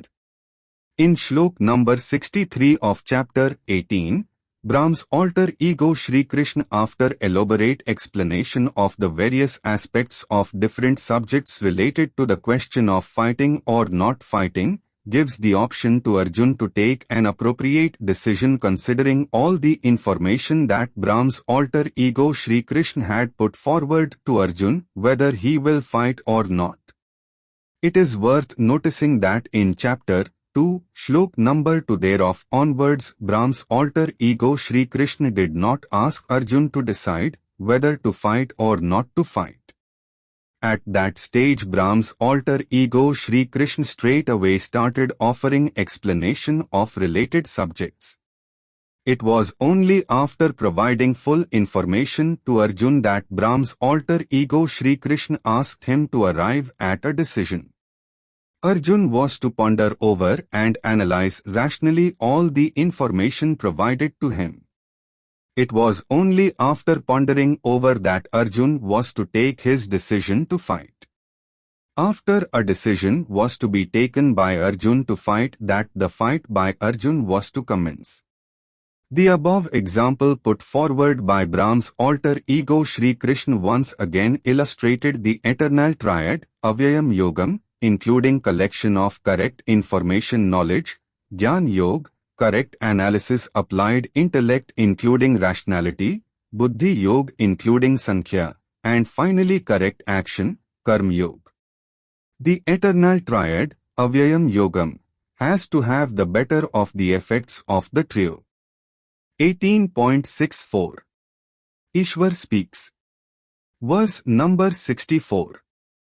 You have heard most important and esoteric, less known, statement information thus far. This will benefit you clearly and help you decide determinedly. You are dear to the Brahm. Comments. Sri Krishna speaks as the Brahm. For further comments, please see Shlok number 63 of chapter 18. Note. In the above Shlok, different words have been given the meaning most suitable and appropriate. Literal meaning does not convey the message correctly. Same is the position with respect to Shlok number 63 of chapter 18. 18.65 To fight. Auto-elevation to Brahm. Ishwar speaks. Verse number 65. Ponder seriously over the teachings etc. of the Brahm. You will arrive at the correct decision. Happily perform for the Brahm. Your action will have Brahm's blessings. You will not have to regret. You are dear to the Brahm Ishwar. Comments. The second self-alter ego Shri Krishna speaks as the self, the Brahm. Shlok numbers 65 and 66 of chapter 18 may be read together. Please also see inter alia, Shlok numbers 62 of chapter 18, 31, 32, 61, 64, 66, 71, 72 of chapter 2, 10 to 13 of chapter 3, 9, 10, 11 of chapter 4, 21 of chapter 5, 10, 14 of chapter 6, 1, 14, 18, 20 of chapter 7, 7, 8 of chapter 8, 13, 14, 22 of chapter 9, 7, 10 of chapter 10. It is relevant to point out here that in Shlok number 7 of chapter 2, Arjun says that he completely surrenders to the Brahm's alter ego Shri Krishna to show the path Arjun should follow. In Shlok number 18 of chapter 2, Shri Krishna exhorts Arjun to stand up to fight the battle. However, in Shlok numbers 1, 2 of chapter 3, Arjun puts a question to Shri Krishna which had already been answered by Shri Krishna. Arjun also seeks, once again, guidance from Shri Krishna as to his path course to follow. This showed that Arjun had really not surrendered his ego thinking to Shri Krishna. Shri Krishna again exhorts Arjun to fight to discharge his duties as stated in Shlok numbers 19, 20, 27, 28, 30 of chapter 3, 7, 27 of chapter 8 etc. In the above Shlok number 65 of chapter 18, Shri Krishna finally asks Arjun to ponder over what had been revealed in this sermon. He also tells Arjun to have full faith in the Brahm. This happened in spite of Arjun having seen the omni-body of the Brahm Ishwar as mentioned in Shlok number 51 of chapter 11, clearly meaning that Arjun was ready to fight. The words of the above Shlok indicate that a person while discharging his duties in accordance with the teachings etc. of the Brahm may reach the Brahm without aiming at it. The merger with the Brahm comes about, after death, automatically. Examples of result as a bonus are inter alia set out in Shlok numbers 2, 32, 37 of chapter 2. In these shloks, Shri Krishna tells Arjun that while discharging his duties as warrior, his death in battlefield will take him to heaven higher planets. The shlok is yet another perfect example of the eternal triad, Avyayam Yogam, as mentioned in Shlok number 1 of chapter 4 in the sermon. The triad, namely, the required information is to be available. Secondly, the information is to be correctly analyzed and a correct decision is taken. Thirdly, proper preparation is made followed by correct action, is also reflected in the shlok. Note: the split meanings set out above have been accepted in view of the context of the words and the subject matter of the shlok and the sequence in which the shlok occurs, as also the previous shloks. 18.66. No adverse effect. No sin. Teachings etc. Ishwar speaks. Verse number 66. Give up all other notions of what ought to be done, dharma. Wholeheartedly have belief and faith in the Brahm and his alter ego Shri Krishna and their teachings etc. Don't worry, any action taken accordingly by anyone has been cleansed of any sinfulness by the Brahm. One should not have any feeling of guilt. Comments. The second self-alter ego Sri Krishna sepacts as the self, the Brahm. In the above shlok, Sri Krishna speaking as the Brahm advises to give up any doubts arising due to views and opinions given by others regarding the various duties obligation, dharma, on the basis of which Arjun had expressed his misgivings about the effects of the war on the society. Please inter alia see Shlok numbers 28 to 46 of chapter 1 etc. Brahm's alter ego Sri Krishna's stress on action without adverse effect on the doer is reiterated in the above shlok. Reference be made inter alia to shlok numbers 50, 51, 72 of chapter 2, 15, 16, 18, 19 of chapter 4 and 12 of chapter 18. It is also necessary to clarify that in the preceding chapters, Sri Krishna has laid down the principles on the basis of which a wrong, adharam, has to be judged by each or everyone. Therefore, when Sri Krishna says in this sermon, and in the above shlok number 66 of chapter 18 that anyone will not have any adverse effects of the action, it clearly and undoubtedly means that on the basis of the principles laid down in the Bhagwat Gita, the effects of the action have to follow without being sinful for the doer. The above translation of the shlok is being adopted in view of shlok number 65 of chapter 18 which ends with Brahm's blessings to the action. Literal translation will not be consistent with the sequence of the shloks. 18.67 Impromptu Sermon. Brahm speaks. Verse number 67.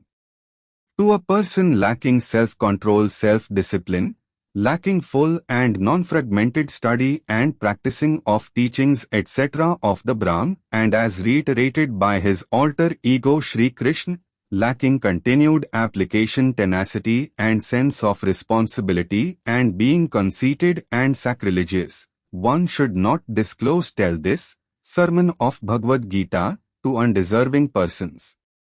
Comments. Sri Krishna speaks as the Brahm. Shlok numbers 67 to 71 of chapter 18 may be read together and correctly appreciated. Why Sri Krishna is asking to be careful in parting with the knowledge, Gyan, which has been imparted in detailed manner in Bhagavad Gita. Sri Krishna is alter ego of the Brahm Ishwar. In that capacity he is aware of all the goings on in the world cosmos including in and around the battlefield. He is aware that Sanjay, the charioteer of Dhritarashtra, is seeing the battlefield and hearing the discourse. Sri Krishna is also aware of the fact that Sri Ved Vyas is also seeing the battlefield and hearing the discourse and writing it down. Disclose with care. The contents of the Bhagavad Gita are the version as disclosed by Sanjay to Dhritarashtra and as written down by Sri Ved Vyas. Therefore, the accuracy of the version is assured by Sri Ved Vyas in recording the sermon of Bhagavad Gita. The contents of the sermon are no ordinary matter. In fact, it is a disclosure of a less known, fine and specialized knowledge on different aspects, but all related to dharma in everyday life situations of the mankind.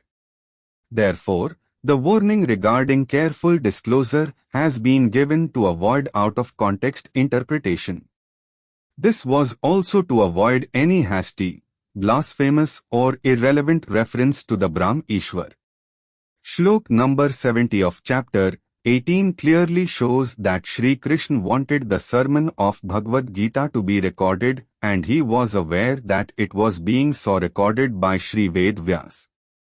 To correctly and properly understand the sermon, one has to have a certain intellectual make-up, tenacity, keen wish to know deeper aspects of dharma including its innumerable branches. In some branches etc., a person must have a positive attitude to know and learn with an open and rational intent. Another reason against hasty interpretation and casual conversation about the sermon was that a person may not correctly recollect what had been said and in what context particular words and ideas had been placed. The apprehension of Sri Krishna as expressed in the above shlok, in fact, came out to be true. What was opposed clearly by the sermon has been sought to be watered down if not effaced. Examples of such deviations, deliberate or otherwise, can be cited easily. Only by way of illustration reference is invited to shlok numbers 48, 53, 54 of chapter 11, etc. The strained and forced reading of bhakti into the sermon will not be right. Similarly, reference to shlok number 1 of chapter 4 will clearly show that strained and forced reading of knowledge, information, Gyan, alone as path to salvation into the sermon will not be right. The sermon prescribes only one path of correct action, dharma, after collection of correct information, knowledge, Gyan Yog, and its correct analysis, applied intellect including rationality, Buddhi Yog, including Sankhya. As stated in shlok number 1 of chapter 4, the sermon sets out and reiterates the ancient most knowledge. The correctness of any scripture, theory, philosophy, etc. should be judged by the tests revealed in the sermon of the Bhagwat Gita. I. What is right, what ought to be done, dharma. 18.68. Ancient most knowledge, eternal triad. Auto-elevation. Ishwar speaks. Verse number 68. Those following the teachings etc. of the Brahm, and as reiterated by Sri Krishna, and imparting the highest and esoteric, less known, knowledge to others. Such persons following the said teachings etc. while practicing the same are likely to reach the Brahm. This is so without any doubt. Comments. The second self, alter ego, Sri Krishna speaks as the self, the Brahm. Shlok numbers 68 to 71 of chapter 18 may be read together along with shlok number 67 of chapter 18. Sri Krishna wants everyone to be a stoic in life and therefore to think and act according to this sermon. The words of the above shlok clearly indicate that a person, while discharging his duties in accordance with the teachings etc. of the Brahm and as reiterated by Sri Krishna during his lifetime, may reach the Brahm after death without aiming at it. The merger with the Brahm comes about after death, as an auto-elevation. Auto-gain, material. Examples of result, like auto-elevation above, are inter alia set out in shlok numbers 32, 37 of chapter 2. In these shloks, Sri Krishna tells that a person, while discharging his duties as a warrior, his death in the battlefield will take him to heaven, higher planets. Auto-gains, material, are earned while living and discharging the duties etc. The above shlok stresses the correct study of the Brahms and Sri Krishna's teachings etc. as also the practice thereof in life. Theoretical knowledge is not enough. The teachings etc. have to be practiced. This is yet another example of the eternal triad, Avyayam Yogam, mentioned in shlok number 1 of chapter 4. The sermon of Bhagwat Gita has to be interpreted as a sermon of correct action preceded by collection of correct information, knowledge, Gyan Yog, and thereafter its correct analysis, applied intellect including rationality, Buddhi Yog including Sankhya. 18.69. Brahm speaks. Verse number 69. Amongst humans, whoever carries out activities according to the teachings etc. of the Brahm and as reiterated by Sri Krishna, no one can do better and be dearer to the Brahm in this world. Comments. The Sion self, alter ego, Sri Krishna speaks as the self, the Brahm. Shlok numbers 67 to 71 of chapter 18 may be read together. 18.70. The sermon heard by many. Also being written. Shri Krishna speaks. Verse number 70. Anyone who studies and understands, by correct analysis applied intellect including rationality buddhi yoga, this conversation, the sermon of Bhagwat Gita, between you, Arjun, and me, Shri Krishna, he will act righteously, karma yoga, under full and correct information knowledge and correct analysis including rationality, jnana yoga and buddhi yoga. He will be highly esteemed. This is my, Shri Krishna's, view. Comments. Brahm's alter ego Shri Krishna speaks as the second self. Shlok numbers 67 to 71 of chapter 18 may be read together. The above shlok clarifies that the conversation between Shri Krishna and Arjun was certainly being heard by many. Equally, many were seeing the two, Shri Krishna and Arjun, together in the battlefield. The shlok also clarifies that it was known at the time that the sermon was being reduced to writing. Please inter alia see shlok numbers 21 to 25, 71 of chapter 18 etc. Further, the contents of shlok numbers 74 to 78 of chapter 18 also show that the conversation between Shri Krishna and Arjun in the battlefield and the sight thereof were being heard and seen by the person who was reducing the conversation to writing, Shri Vedvyas. He was also able to hear what Sanjay was narrating about the sermon and the battlefield to Dhritarashtra in the palace at Hastinapur. Shlok numbers 74 to 78 of chapter 18 were said by Sanjay to Dhritarashtra and yet these have been included as part of the Bhagavad Gita. 18.71. Higher planets. Auto-elevation. Auto-gain. Shri Krishna speaks. Verse number 71. The person who listens to, obeys faithfully and follows this sermon without malice jealousy, takes truthful and fair actions in life which cause good and righteous effects, not sinful, may attain the higher planets after death.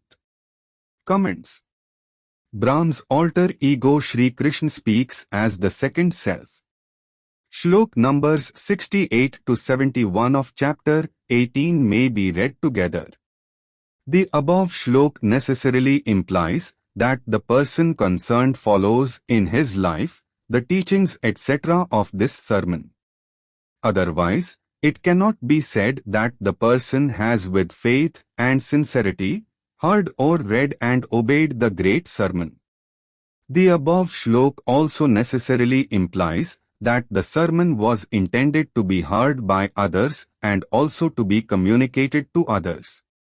Even the immediate hearing of the sermon was not confined to Shri Krishna, Arjun, Sanjay, Dhritarashtra and Shri Vedvyas. Please see shlok number 75 of chapter 18. Further, the shlok necessarily implies that the person concerned had done pious deeds in his lifetime if he has to reach the higher planets inhabited by persons who had done pious deeds before their death. Please also see comments under shlok number 68 of chapter 18. It is submitted that an action which is contrary to the teachings, words etc. of Brahm and as reiterated by Shri Krishna cannot be considered as an action causing good effects. The word Shranu includes the meanings, listening, reading, obeying etc. Sanskrit, Hindi Dictionary, page number 1117, written by V.S. Apte, Kamal Prakashan, New Delhi 110002. The above meanings have been translated into English. Further, The shlok will also cover cases where persons listen to the recitation of the sermon by anyone in future or anyone reading the sermon in future and obeying the sermon in both the situations. The shlok also indicates that the sermon was being recorded. 18.72 Shri Krishna speaks. Verse number 72. I hope you, Arjun, have listened to this sermon with attention, O Parth.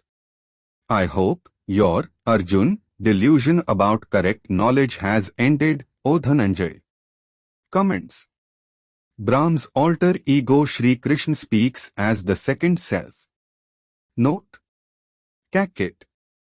Its above meaning has been taken from page numbers 368, volume 1, a Sanskrit-English dictionary, edited and revised by Pandit Ishwar Chandra, Parimal Publication Limited, Delhi. 18.73 The day dawns. Fight. Arjun speaks. Verse number 73. Arjun spoke, my delusion is over, the correct conceptions revived, all doubts have been cleared, intellect is steady and stable. I am fully convinced due to the teachings etc. of the Brahm and as reiterated by Shri Krishna. I will follow these teachings etc. and act accordingly, O infallible one. Comments.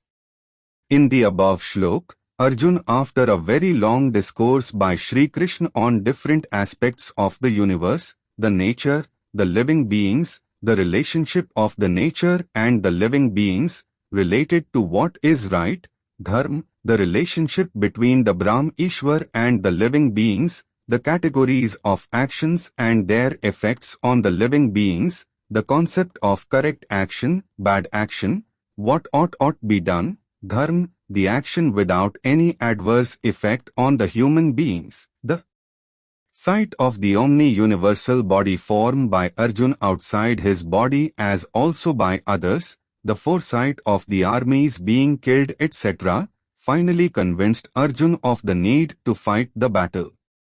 A close scrutiny of the entire sermon shows that a full and all-round effort was made not only to remove the doubts of Arjun but further to convince him. Various aspects of life were detailed. Life's purpose, effects of actions, rebirth, the karmic theory, its working, the cause of delusion, correct perspectives, correct way of thinking, the concepts of right and wrong, effects of failure to discharge duties etc. as laid down by the Brahm himself and as reiterated by Shri Krishna. All the strands and the strains in the sermon directly and necessarily lead to the nucleus of the sermon, that is what is right and what ought to be done, dharma. All the aspects were connected to each other. Details where necessary were set out. Certain aspects were touched upon so that Arjun could be fully convinced of the need of his fighting the battle. Of course, others who were listening to the discourse and seeing the happenings in the battlefield were benefited also. So were the future generations of the human beings through Shri Ved Vyas. In answer to Arjun's question as to how and why a living being, the soul, is overtaken by feelings of emotions, delusions, fears etc. misleading him from the path of duty and dharma, what is right and what ought to be done, Shri Krishna refers to the effects caused by nature, through trio, including instincts and the karmic effects etc. 18.74 Sanjay speaks. Verse number 74. Sanjay spoke, I, Sanjay, have heard the most unique conversation between Shri Krishna and Arjun, which had caused his hair to stand on end, O great soul. Comments. Shlok numbers 74 to 78 of chapter 18 may be read together. 18.75 Shri Krishna the only expounder, Shri Ved Vyas the only scribe. Brahm's omni-body seen outside the human body. Sanjay speaks. Verse number 75. With the help and empowerment by Sri Ved Vyas, I have been able to listen to and know the otherwise esoteric, less known, the great eternal triad, Avyayam Yogam, and personally being expounded by Master of Yoga, Sri Krishna, and which sight I, Sanjay, have seen with my eyes. Comments. Shlok numbers 74 to 78 of chapter 18 may be read together along with Shlok numbers 11 to 14 of chapter 14. Reference may be made to Shlok number 9 of chapter 11, which relates to the actual and omniscience of the Brahm Ishwar. Therefore, it will not be correct to say that Arjun had seen the Brahm within his body. Eternal combination Ishwar the originator. Reference may also be made to Shlok number 1 of chapter 4, where the originator of the great eternal combination, Avyayam Yogam, is indicated to be Ishwar Brahm. The expression Avyayam Yogam has been translated into English as eternal combination conjointness and has also been termed as eternal triad. 18.76 Bhagwat Gita Kurukshetra the only location. Shri Krishna the only teacher. Sanjay speaks. Verse number 76. O Rajan, Dhritarashtra, when I recollect and remember the great and rare and pious conversation between Shri Keshav Krishna and Arjun, I am repeatedly delighted and mesmerized. Comments. Shlok numbers 74 to 78 of chapter 18 may be read together and Shlok numbers 9 to 13 of chapter 11. 18.77 Brahm's omni-body seen outside the human body. Sanjay speaks. Verse number 77. I am repeatedly recalling, remembering and recollecting the awe-inspiring omni-universal body form of the Brahm, Hari. I am repeatedly astonished, delighted and mesmerized, O Rajan, Dhritarashtra. Comments. Shlok numbers 74 to 78 of chapter 18 may be read together. In the above shlok, Sanjay is referring to the omni-universal body form shown by the Brahm and mentioned in different shloks in chapter 11. The description of the aggravated omni-universal body form is set out in shlok number 5 to 8 of chapter 11. The description of the omni-universal body form by Sanjay and Arjun is set out in shlok numbers 9 to 14 of chapter 11, shlok numbers 15 to 31 of chapter 11. In view of the clear statement by Sanjay that he had seen the omni form of the Brahm in the backdrop of battlefield, it cannot be said that the Brahm can be seen or was seen within the material body. 18.78 The Brahm and the Victory. Indian Constitution follows Bhagwat Gita. Sanjay speaks. Verse number 78. Where Shri Krishna alter ego of the Brahm master of Yoga and where the archer Arjun are, there 1. Glory, 2. Victory success, 3. Welfare empowerment, 4. Firm lasting, 5. Correct policies and practices will be. That is my, Sanjay's, opinion view. Comments. Shlok numbers 74 to 78 of chapter 18 may be read together. It may be recalled that the sermon of Bhagavad Gita had been initiated on Dhritarashtra asking Sanjay in Shlok number 1 of chapter 1 to let him know as to what was happening at Kurukshetra. Dhritarashtra heard from Sanjay the entire sermon containing very small parts contributed by Arjun. He also heard the astounding forecast of Sanjay of the fated victory of the Pandavas clearly. Yet, Dhritarashtra remained silent as if he had also the same view about the result of the battle. Thus, had Dhritarashtra lost the battle before it had actually begun? What is indicated are the qualities which have surfaced during the course of the sermon. Therefore, in Shlok number 78 of chapter 18. The physical presence of Shri Krishna and Arjun is really to indicate the virtues, the qualities, the principles which Shri Krishna has reiterated as alter ego of the Brahm Ishwar. The word Yogeshwar has different meanings in dictionaries. In the above shlok, this word means expert master of Yoga Shri Krishna. Also see comments under number 9 of ch 11, where the words used are Mahayogeswaro Hari for the Brahm.